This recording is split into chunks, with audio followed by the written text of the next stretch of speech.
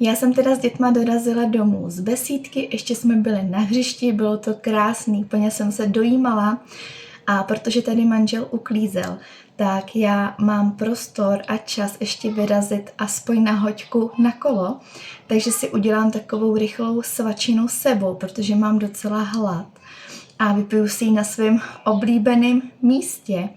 A já jsem dostala možnost už pár týdnů testovat mixér od značky Blendy Go a stal se mým nejoblíbenějším pomocníkem na přípravu různých věcí, různých prostě jídel. Používám ho nejradši na ledovou kávu, smutíčko, ale už jsem v tom mixovala i kotyč do omáčky nebo těsto na palačinky.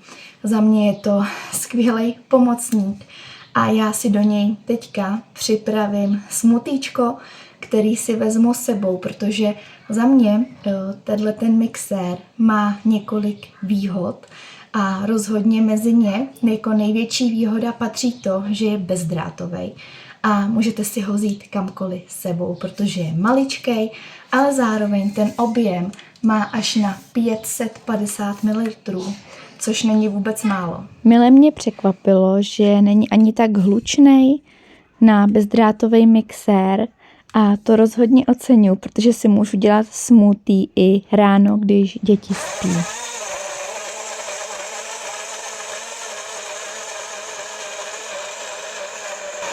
Indikátor nabití baterie je určitě taky super vychytávka. K mixéru si můžete i přikoupit ten uzávěr, který vlastně stačí jenom našroubovat a můžete z toho pohodlně pít.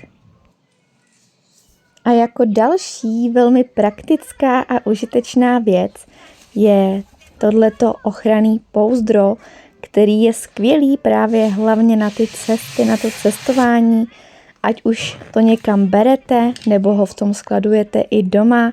Je to každopádně skvělá věc.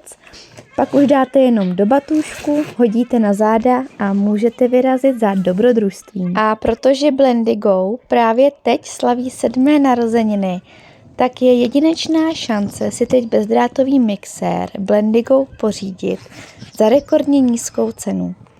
Koukněte do popisku videa, kde najdete odkaz na jejich internetové stránky a vyberte si svůj bezdrátový mixér Blendy Go. Motivů mají hodně a vybere si opravdu každý. A ať už si vyberete celou sadu nebo jen samotný mixér, určitě nebudete litovat.